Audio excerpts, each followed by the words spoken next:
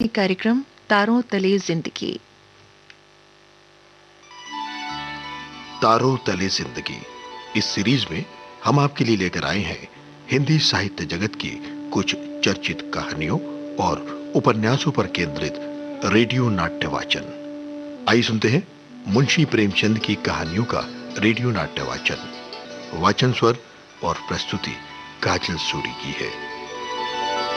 कहानी मिलाप।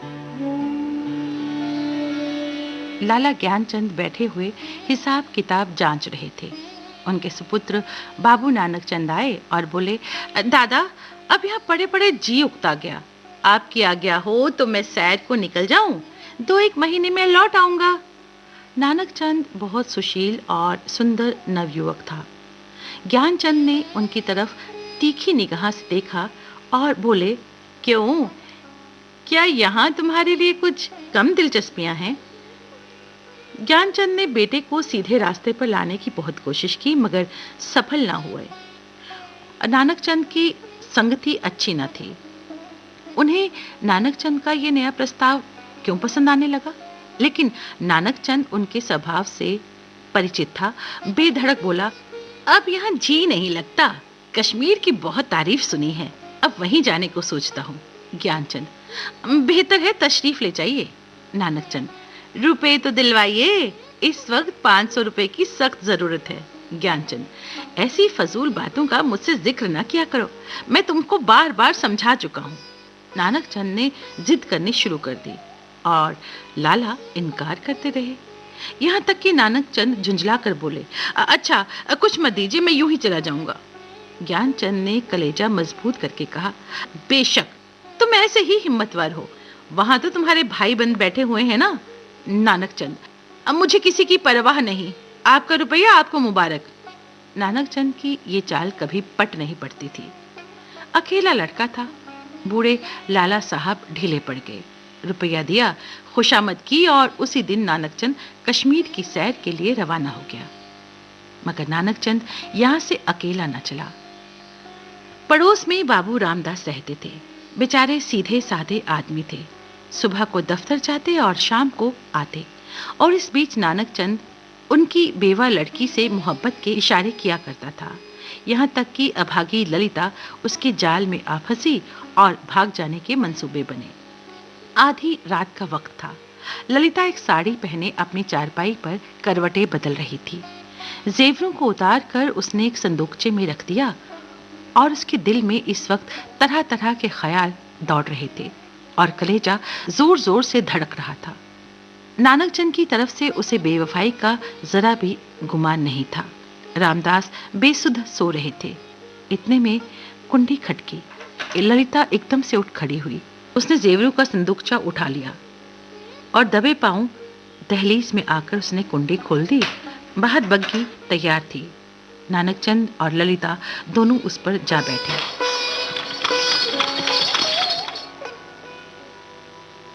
सुबह को बाबू रामदास उठे, ललिता न दिखाई दी। घबराए, सारा घर छान मारा, कुछ पता न चला।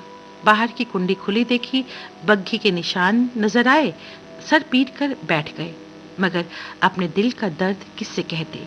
हंसी और बदनामी का डर जबान पर मोहर हो गया। मशहूर किया कि वो अपने ननिहाल चली गई है। मगर लाला ज्ञानचंद सुनते ही भाप गए कि कश्मीर की सैर के कुछ और ही माने थे।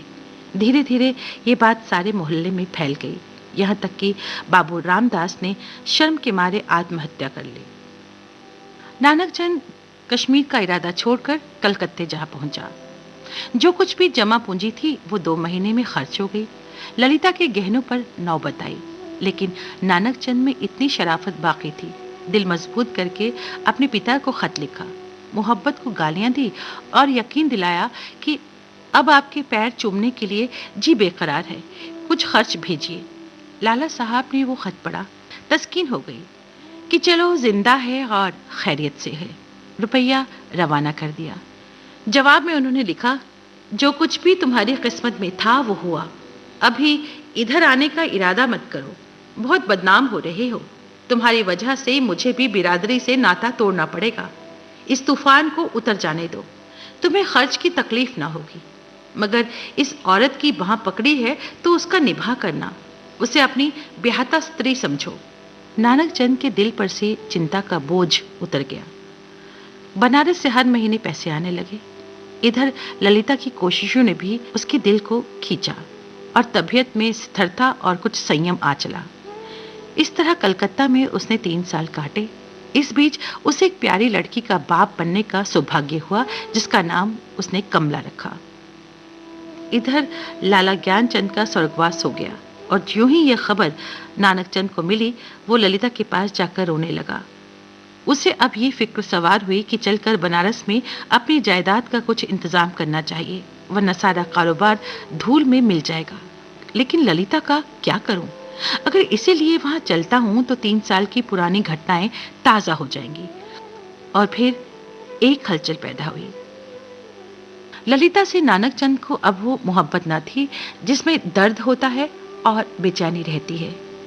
वो अब एक साधारण पति था जो गले में पड़े हुए ढोल को पीटना ही अपना धर्म समझता है, जिसे बीवी की मोहब्बत उस वक्त याद आती है जब वो बीमार होता है।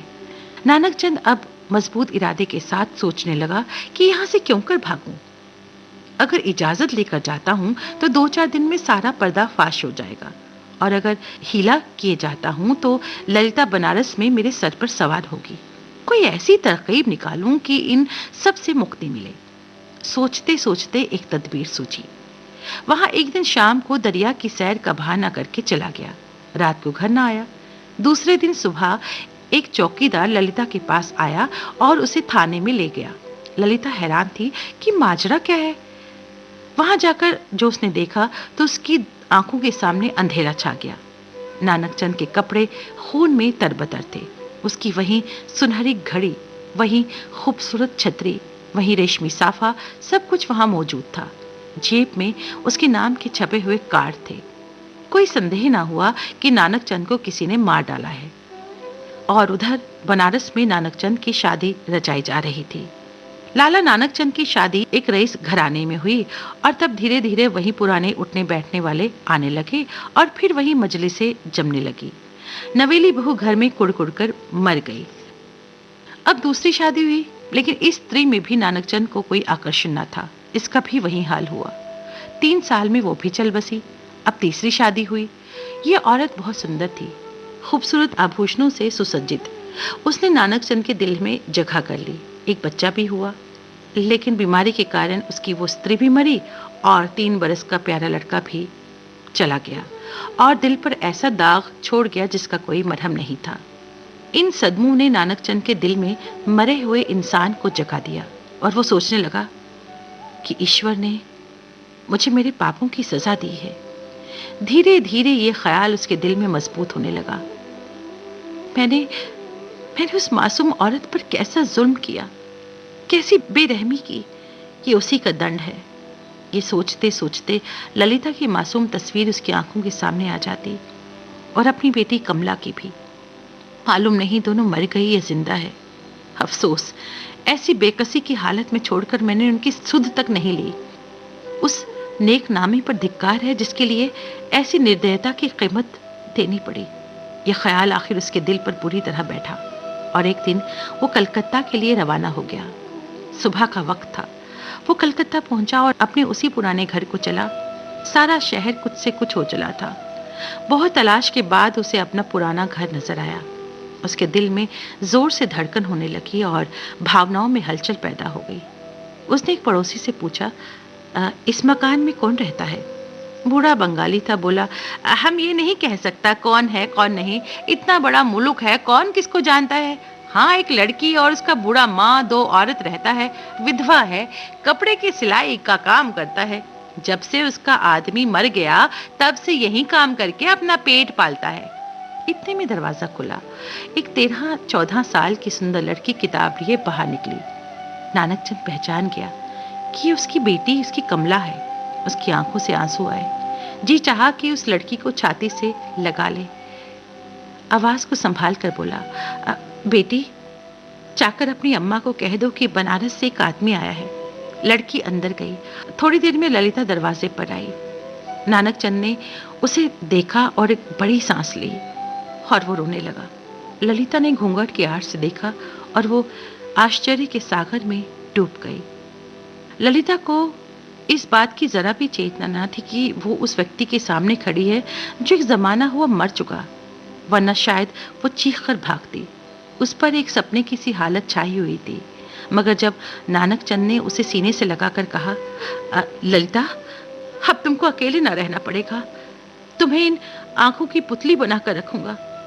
मैं इसलिए तुम्हारे पास आया हूं। मैं अब तक नरक में था, अब तुम्हारे साथ स्वर्ग का सुख भोगूंगा। तो उस वक्त ललिता चौंकी और छिटक कर अलग हुई और बोली, आंखों को तो यकीन आ गया, मगर दिल को नहीं आता। ईश्वर करे ये सपना हो।